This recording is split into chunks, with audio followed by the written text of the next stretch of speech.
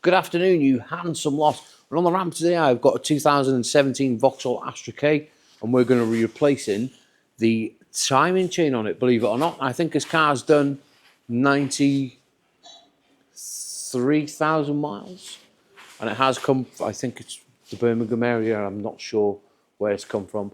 But first things first, before we get too involved, what we're going to do, which I have already plugged it in, we're going to do a full health check on the vehicle and make sure that we've got no nasty underlying faults, which we haven't, and everything's nice and green. Now, if you're new to the channel and you've never seen one of these being done before, you're about to. First thing we need to do, because the subframe's got to come off this vehicle, it is an absolute massive job, I'm not going to lie. Because the subframe's coming off, we need to go inside the vehicle, take the pinch bolt out of the joint on the bottom of the steering column, and release it off the steering rack. And don't forget to put your seatbelt, this is a good little tip, a seatbelt through the steering wheel, because we do have to start this vehicle up with that steering column disconnected. You're not going to damage the clock spring for the airbag. Could cost you a lot of money. Now, before we go getting too involved, I want to take the subframe off this vehicle first, but before I do that, these little spill pipes on the top of the injectors, because it's cold and these are plastic, I just want to take these little clips off and remove them pipes, because if these break, I can order some off Vauxhall now and they'll be here for this afternoon, if that makes sense. Thankfully, all these pipes have now come off. Now, a lot of people seem to forget that when it's cold, everything goes a lot more brittle, and that's even down to metal, plastics. It's horrible. But anyway, let's get this vehicle up in the air and get this subframe off. Right, now with the vehicle half raised, get the wheels off, drive shaft nuts, tracker ends off, and also the anti-roll bar links. Now, we've all come across it before now, where these anti-roll bar links, they spin in the ball joints. Now, Pickler have got a new tool, a straight edge pliers, and a bit of a twist on one. And what they're designed to do is go behind the shock absorber and clamp onto the ball joint, pull them tight, and they will grip it to stop it turning. Brilliant there. Right, with a little bit of magic, we've now got that subframe off. Now, don't forget to disconnect the wires, which are just up by the coolant tank. Now, when you drop the subframes on these, the rad pack, because it's not secured, it will drop out. But I'm going to show you a little bit of a tipperoonie, which I do. You're probably going to like it. You know them exhaust hangers that you get free with exhausts? It goes into the front chassis leg, and it just hooks on the rad pack like that. And that will keep that whole radiator and intercooler in place.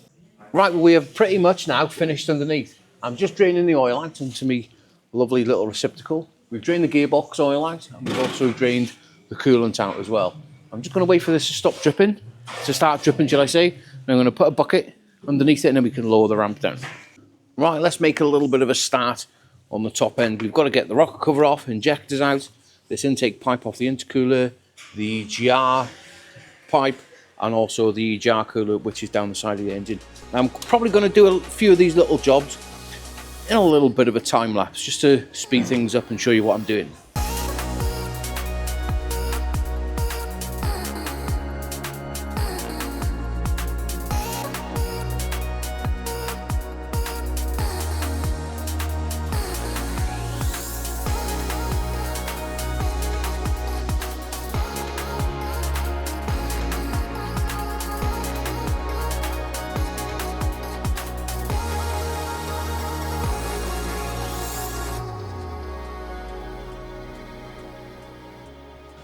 And there we go, that is the rocker cover removed, all the injectors and everything's marked and labelled, so we know exactly where everything goes.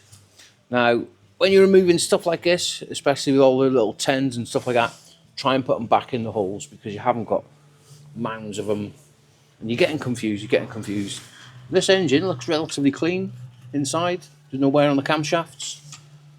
Chain has got a little bit of slackaroony in it. But right, let's move round now to the side of the engine.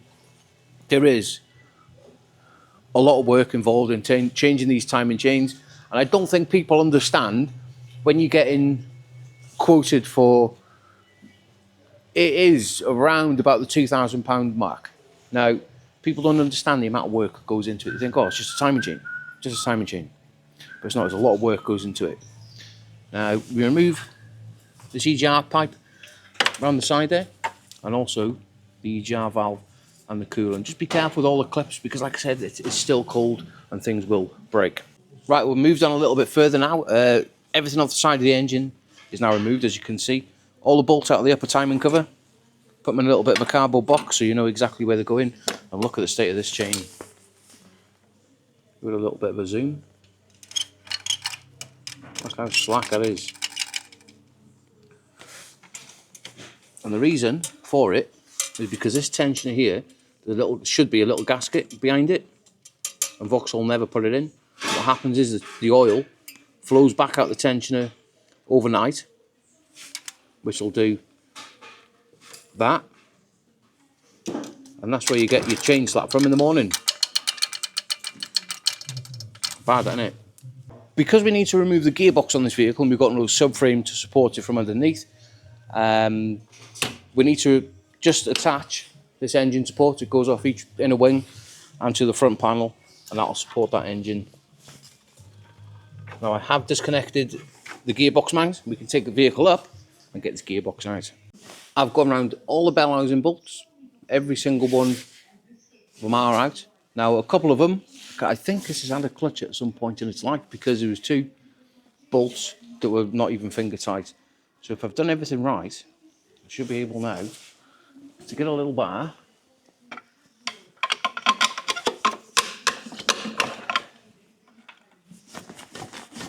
sometimes it can be a little bit tight on the dowels.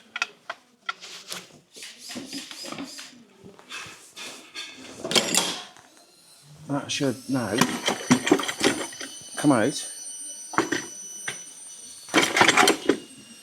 with a little bit of a wiggle and a bit of a poke-a-rooney. That should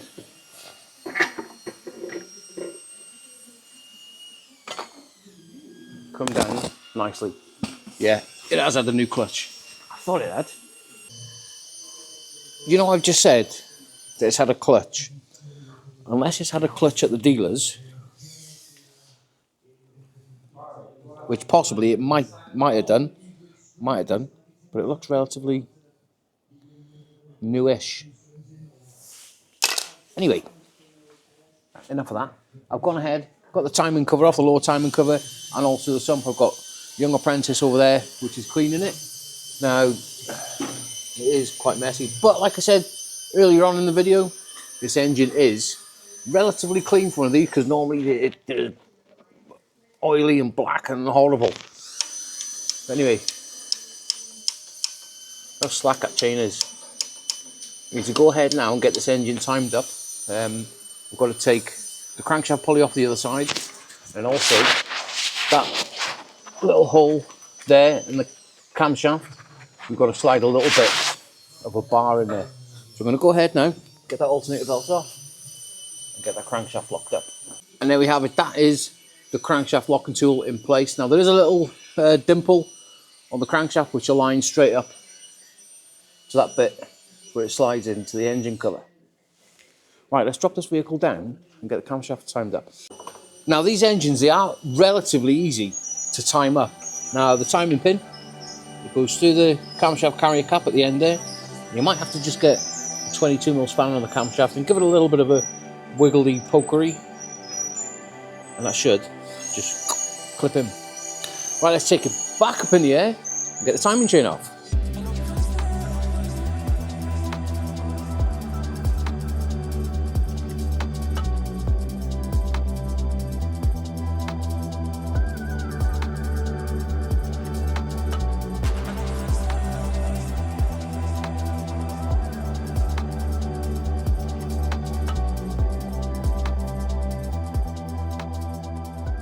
There you have it. Now you can see I've just removed that chain. It is relatively easy to do. Now this fuel pump, I've had a lot of people mess me, oh, how did you get that fuel pump pulley off? Simple, put the nut back on, a little bar off the engine just behind the pulley, give it a little tap with your hammer and it'll just knock it off.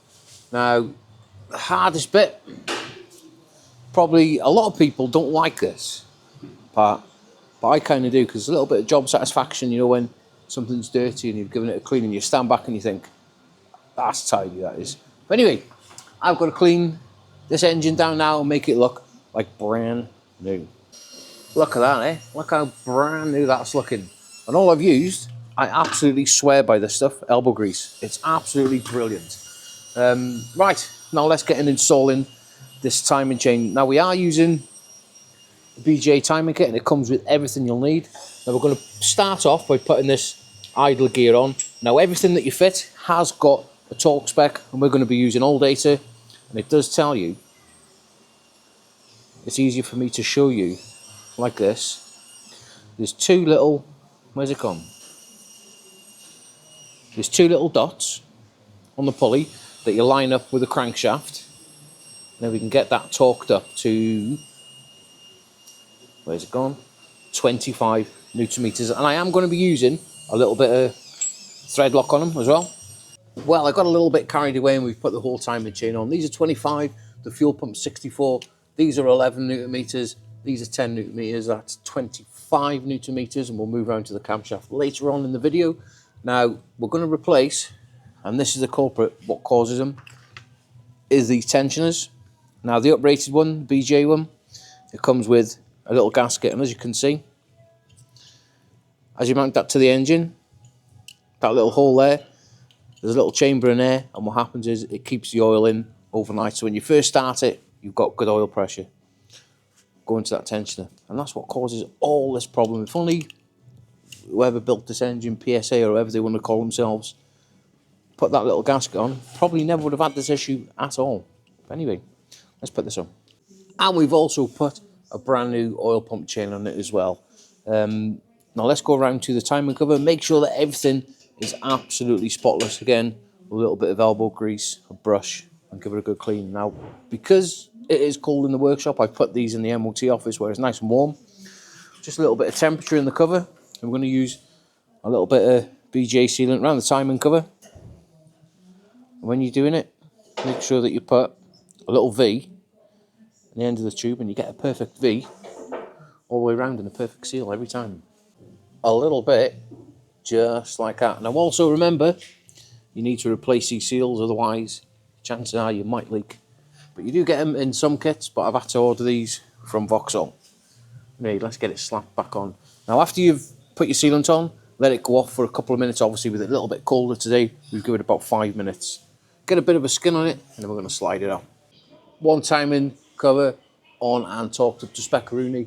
Now let's go around to making the putting the sump back on. Make sure that everything is spotless.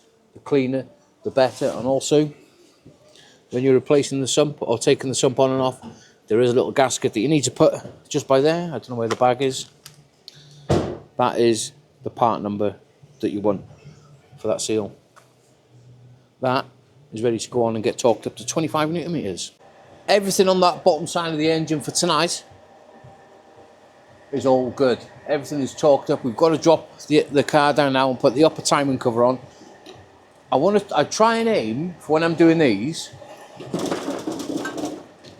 if I can get the timing covers back on before I go home, I'm on to a winner, because there's not much to do in the morning other than put the gearbox, subframe and stuff like that on. But yeah, let's drop it down and get the timing covers on. Before we go putting that upper timing cover on, what we need to do is torque that camshaft pulley up. Now, do not rely on that timing pin to hold the pulleys while you torque it up. Grab your 22mm and push the same way, and that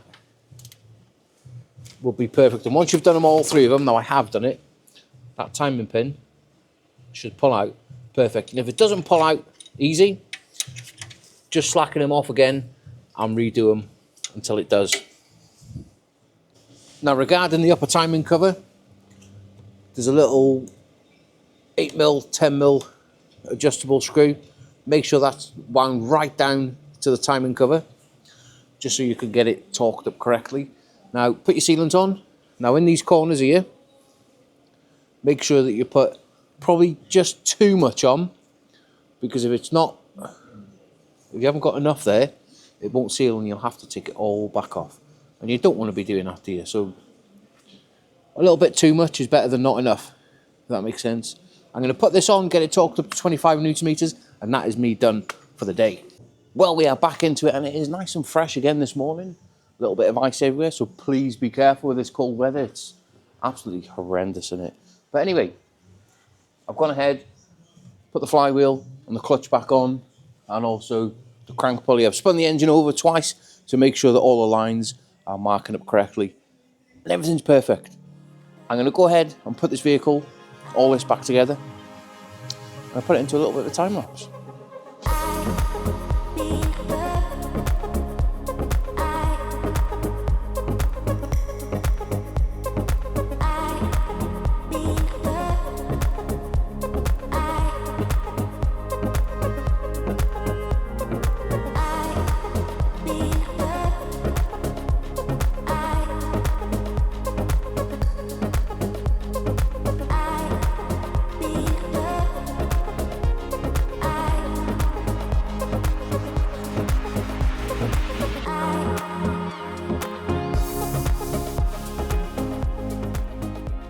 Well, there you go. With a little bit of magic, that car is all back together. We've got some fresh coolant in it, fresh oil, new copper washers on the injectors, new rocker cover gasket. Now I've blown the E-jar cooler out as best as I can, give it a good chance. Now we've got the injectors just unplugged. I'm going to get Gav now in the car to give it a wind over and build that oil pressure up. Go on, Gav, give it a spin over. And you will hear that tensioner going quiet in a second. Keep going.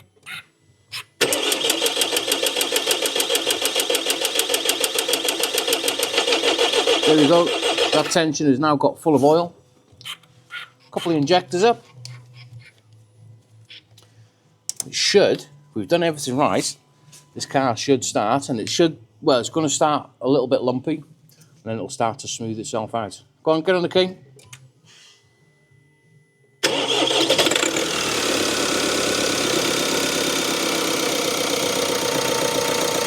Well, how's that for the first start? Beautiful. Well, I'm happy with that. Well, I'm not going to bore you any longer with this car. As you can see, the car is now up and running, and it's ticking over and sounding absolutely perfect. Now, I have got a few little jobs to do on it. I've got to put the wheels on, the inner wheel arches and the under trays. Boring stuff, boring stuff. But yeah, that is why you get quoted such an expensive cost for doing this job, because it is a massive job. It's such a time-consuming job. But yeah, I hope you've enjoyed the video. And I'll be taking this car for a test drive, making sure that everything is perfect. But yeah, if you've made it this far and you've liked the video, please hit that like and subscribe, and I will definitely see you on the next one. Let's get it started.